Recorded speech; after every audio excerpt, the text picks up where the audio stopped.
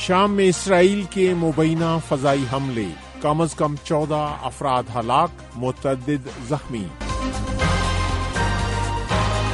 Vietnam میں سمندری طوفان سے 59 افراد ہلاک۔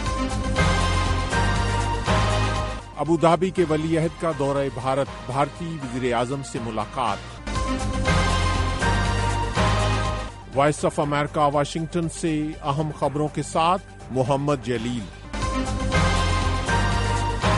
شام میں ہونے والے مختلف فضائی حملوں میں کم از کم 14 افراد ہلاک اور 40 سے زائد زخمی ہو گئے ہیں۔ شام کے سرکاری میڈیا کے مطابق شام کے وسطی صوبے حما میں اسرائیلی حملوں میں فوجی تنصیبات کو نشانہ بنایا گیا۔ وسطی شام میں متعدد مقامات پر ہونے والے ان حملوں میں زخمی ہونے والوں میں سے 6 کی حالت تشویشناک بتائی جاتی ہے۔ ادھر سیرین آبزرویٹری فار ہیومن رائٹس نے کہا ہے کہ ان حملوں میں 8 شامی جنگجوؤں سمیت 18 افراد ہلاک ہوئے۔ 2011 سے شام میں خانہ جنگی شروع ہونے کے بعد سے اسرائیلی فوج نے شام میں متعدد حملے کیے ہیں۔ ادھر غزہ میں اتوار کو ہونے والی اسرائیلی حملوں میں 5 افراد ہلاک ہو گئے، جن میں حماس کے زیر انتظام محکمہ شہری دفاع کے ایک سینئر اہلکار بھی شامل ہیں، جبکہ دیگر ہلاک ہونے والوں میں 2 بچے اور 2 خواتین بھی شامل ہیں۔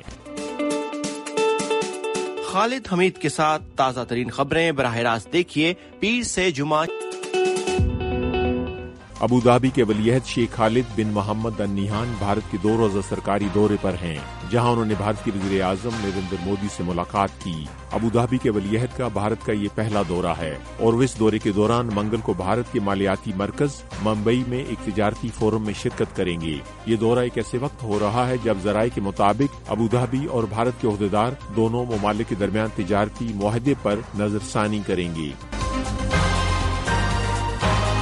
چین کے صدر شی جن پنگ اور روس کے صدر ولادیمیر پوٹن نے شمالی کوریا کے یوم تاسیس پر شمالی کوریا کے رہنما کم جونگ ان کو مبارکباد دی ہے۔ شمالی کوریا کی سرکاری نیوز ایجنسی کے مطابق روس کے صدر پوٹن نے کم جونگ ان کے نام اپنے تہنیتی پیغام میں کہا کہ ہماری مشترکہ کوششوں کے نتیجے میں روس اور شمالی کوریا کے درمیان شراکت داری طے شدہ منصوبے کے مطابق مضبوط ہوگی۔ ادھر چینی صدر شی نے اپنے پیغام میں کہا کہ دونوں ممالک کے درمیان اسٹریٹجک روابط اور تعاون بڑھے گا۔ سمندری طوفان یاگی کی وجہ سے ویتنام میں ہونے والی شدید بارشوں، سیلاب اور لینڈ سلائیڈنگ سے کم از کم 59 افراد ہلاک اور لگ بھگ 300 سے زائد زخمی ہو گئے ہیں۔ حکام نے پیر کو مزید بارشوں اور سیلاب کی وارننگ جاری کی ہے۔ طوفان یاگی اس سال خطے کو متاثر کرنے والا شدید ترین سمندری طوفان ہے، جو فلپائن اور چین سے ٹکرانے کے بعد ہفتے کو ویتنام کے ساحلی علاقوں سے ٹکرا گیا۔ حکومت کا کہنا ہے کہ طوفان کی وجہ سے ویتنام میں 30 لاکھ افراد بجلی سے محروم ہیں اور سینکڑوں پروازیں منسوخ کی جا چکی ہیں۔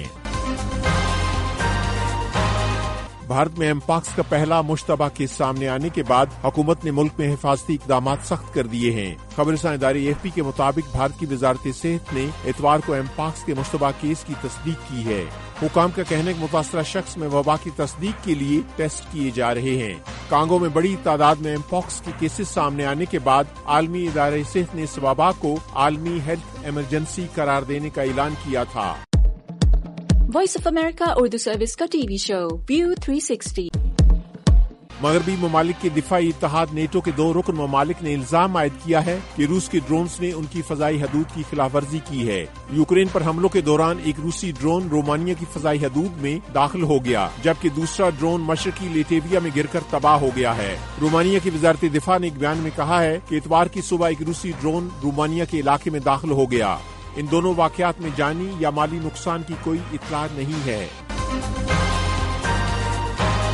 وائس آف امریکہ واشنگٹن کی اردو سروس سے خبروں کا یہ بلیٹن اب ختم ہوتا ہے۔ میں ہوں محمد جلیل اور ایڈیٹر تھی سارہ حسن۔